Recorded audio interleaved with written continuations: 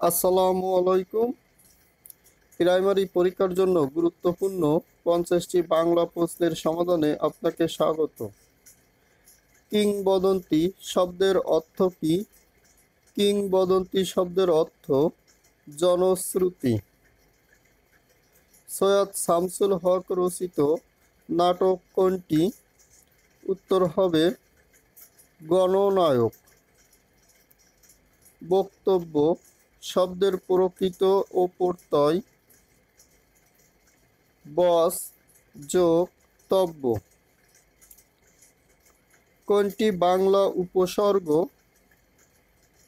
বাংলা উপসর্গ হলো ভর। সমকাল পত্রিকার সম্পাদক কে ছিলেন?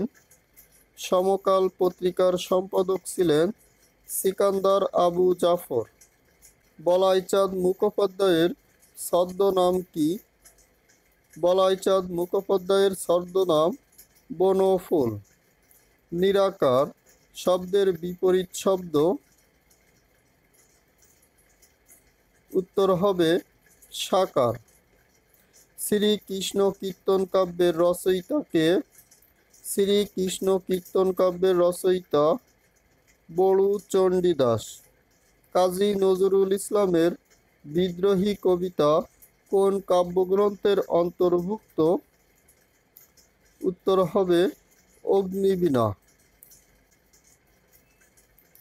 বহুব্রীহি সমাসের দৃষ্টান্ত কোনটি? বহুব্রীহি সমাসের দৃষ্টান্ত হল 10 গজি। 10 গজি মানে হলো 10 গজ পরিমাণ যার, 10 গজি। বাংলাপিডিয়ার প্রকাশক কোনটি? বাংলাপিডিয়ার প্রকাশক এশিয়াটিক সোসাইটি অফ বাংলাদেশ। কোনটি মুক্তিযুদ্ধ ভিত্তিক উপন্যাস? মুক্তিযুদ্ধ ভিত্তিক উপন্যাস হলো নেকড়ে অরণ্য। চন্দরা রবীন্দ্রনাথ ঠাকুরের কোন ছোট গল্পের চরিত্র? উত্তর হবে শান্তি। সঠিক বানান কোনটি? সঠিক বানান হলো সবগুলোই সঠিক। বাংলার প্রথম ছাপাখানা কোনটি? বাংলার প্রথম ছাপাখানা শ্রীরামপুর মিশন। বীরবল কার ছদ্মনাম? বীরবল হলো প্রমথ চৌধুরীর ছদ্মনাম। নিচের কোনটি দ্বন্দ্ব সমাসের উদাহরণ? দ্বন্দ্ব সমাসের উদাহরণ হলো দম্পতি। গঠন অনুসারে বাংলা বাক্য কত প্রকার? গঠন অনুসারে বাংলা বাক্য হলো 3 প্রকার: সরল বাক্য, মিশ্র বাক্য, যৌগিক বাক্য। কাজী নজরুল ইসলাম সম্পাদিত পত্রিকা কোনটি? উত্তর হবে ধূমকেতু। কাজী নজরুল ইসলামের ছদ্মনাম হলো ব্যাঙাচি। রবীন্দ্রনাথ ঠাকুর তার কোন নাটক কাজী নজরুল ইসলামকে উৎসর্গ করেছিলেন? উত্তর হবে বসন্ত নাটক। আর কাজী নজরুল ইসলাম রবীন্দ্রনাথ ঠাকুরকে সঞ্চিতা কাব্যগ্রন্থ উৎসর্গ করেছিলেন। বিদ্যালয় শব্দটির সন্ধি বিচ্ছেদ কি হবে? বিদ্যালয় শব্দটির সন্ধি বিচ্ছেদ বিদ্যা যোগ আলয়। বীণার ঝংকার এর এক কথায় প্রকাশ কি হবে? বীণার ঝংকার এক কথায় প্রকাশ হবে নিক্কণ। রূপসী বাংলার কবি কাকে বলা হয়? রূপসী বাংলার কবি জীবনানন্দ দাশ। নিসর্গ শব্দটির অর্থ কি? নিসর্গ শব্দটির অর্থ প্রকৃতি। বাংলা গদ্যের জনক কাকে বলা হয়? বাংলা গদ্যের জনক ঈশ্বরচন্দ্র বিদ্যাসাগরকে বলা হয়। কৃতদাসের হাসি উপন্যাসের রচয়িতা কে? কৃতদাসের হাসি উপন্যাসের রচয়িতা শওকত ওসমান। ডাকাবুকো শব্দটির অর্থ কি? ডাকাবুকো শব্দটির অর্থ সাহসী। শেষের কবিতা কোন ধরনের রচনা?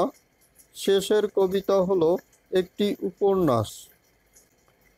বাংলা ভাষার উদ্ভব হয়েছে কোন ভাষা থেকে? বাংলা ভাষার উদ্ভব হয়েছে প্রাকৃত ভাষা থেকে। চর্যাপদ কে আবিষ্কার করেন? চর্যাপদ আবিষ্কার করেন হরপ্রসাদ শাস্ত্রী। প্রথম সার্থক বাংলা উপন্যাস কোনটি? প্রথম সার্থক বাংলা উপন্যাস দুর্গেশ নন্দিনী। আর প্রথম বাংলা উপন্যাস হলো আলালের ঘরের দুলাল, প্যারীচাঁদ মিত্র। আর দুর্গেশ নন্দিনী লিখেছেন বঙ্কিমচন্দ্র চট্টোপাধ্যায়, তাই তাকে প্রথম সার্থক ঔপন্যাসিক বলা হয়। ক্রিয়াপদের সঙ্গে সম্পর্কযুক্ত পদকে কি বলে? ক্রিয়াপদের সাথে সম্পর্কযুক্ত পদকে কারক বলে। ইন্ডেক্স এর পরিভাষা? ইন্ডেক্স মানে হলো নির্ঘণ্ট।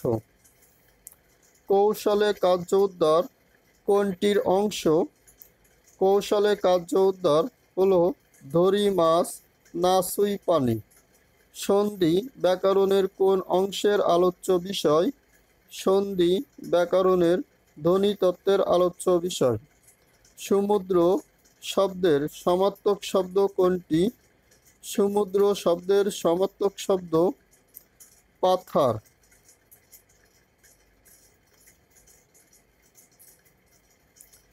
এখানে অনিল মানে হলো বায়ু, গিরি মানে হলো পাহাড়, আকাশ মানে হলো গগন।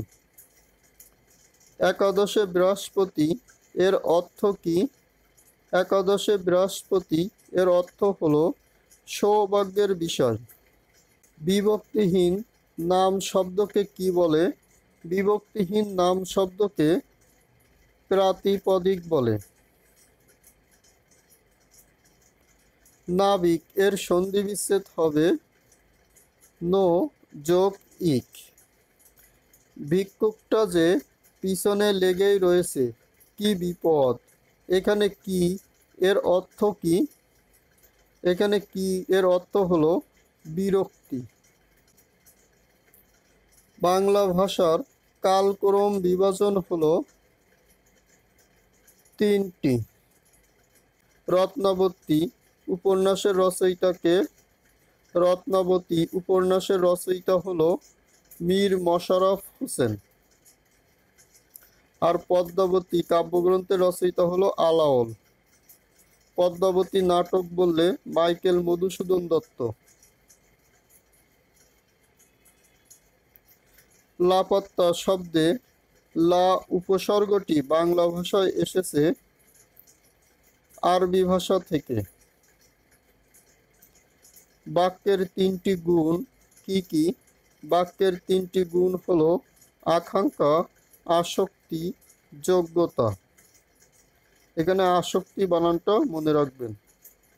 আজকের পর্ব এই পর্যন্ত। পরবর্তী অংশ দেখার আমন্ত্রণ জানিয়ে এখানেই শেষ করছি। আল্লাহ হাফেজ।